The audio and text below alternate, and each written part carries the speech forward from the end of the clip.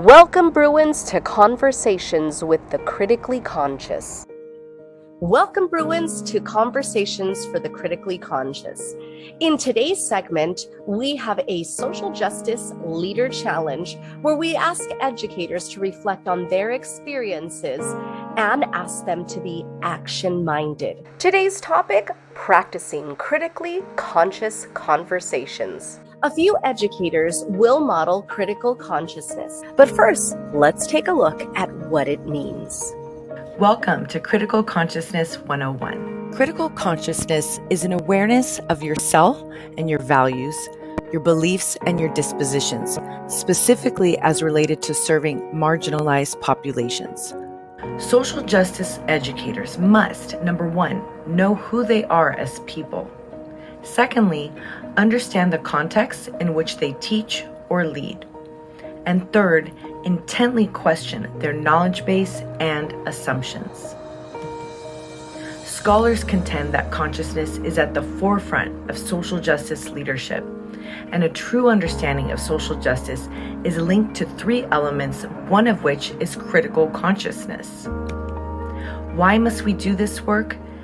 If school leaders are to prepare students to live as critical citizens in society, then we must hold ourselves accountable to have a critical consciousness, specifically about power, privilege, and inequality in our society and in our schools.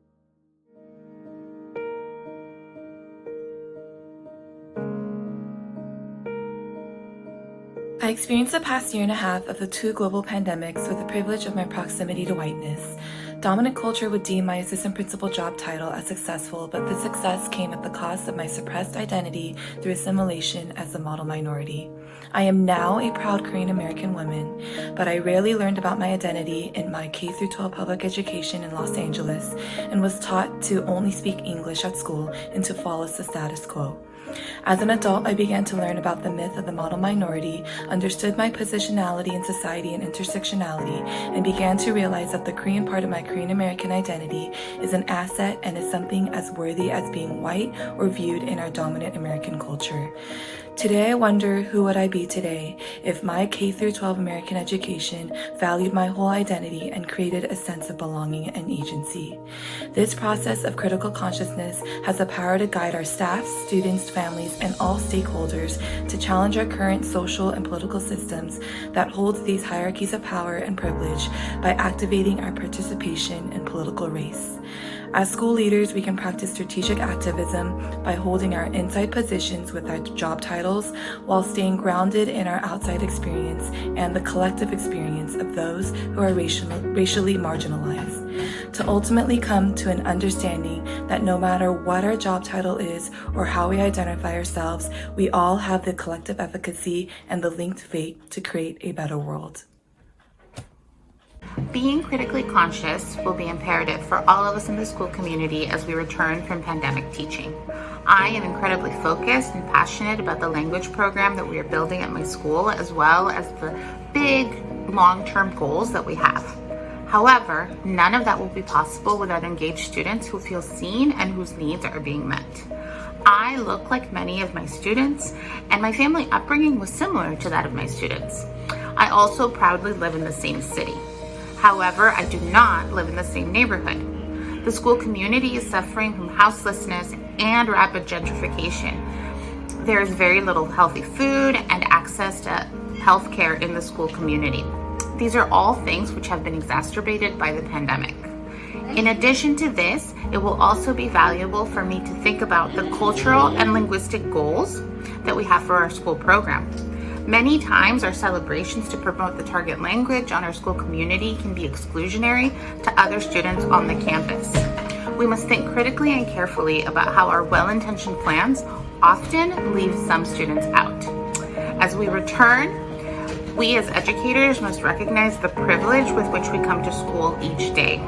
We must think about where our students come from, who they are, and what needs they have that they must have met before we can dive into the big academic goals. As our students return to campus, I need to be very aware of my positionality and my privilege. As a white middle-class woman, I was able to safely navigate the pandemic with little disruption to my overall well-being. My students, however, are coming from a very different perspective. They have experienced so much trauma. They have experienced loss, food and housing insecurities, trauma, fear. There is vaccine hesitancy in our community. There are racial inequities and a fear in our community. Our kiddos need the space to reintegrate back into schools and systems that have consistently failed them.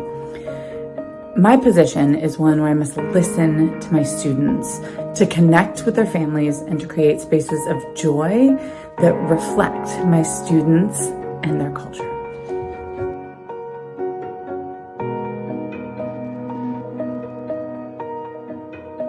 Critical consciousness is a bridge that links schools with activism. This framework is especially essential for educators who work with Black, Indigenous students of color, as it asks us to be actively aware of the systems which marginalize our students and create change. School leaders must exemplify this foundation to ensure each teacher is addressing it within their own classroom. Teachers who are able to foster critical consciousness amongst their students will aid in their development to becoming cognizant individuals. By encouraging our students to gain a sense of awareness of the social, historical, and political forces that create inequitable conditions, we are challenging them to dismantle the systems which uphold those conditions. According to Bell McKenzie et al., school leaders can assist in the development of critical consciousness in their schools by providing multiple structures and systems of support to assist students that struggle with learning, also referred to as proactive redundancy. School leaders must know how to decide which students are placed in which classes and with which teachers.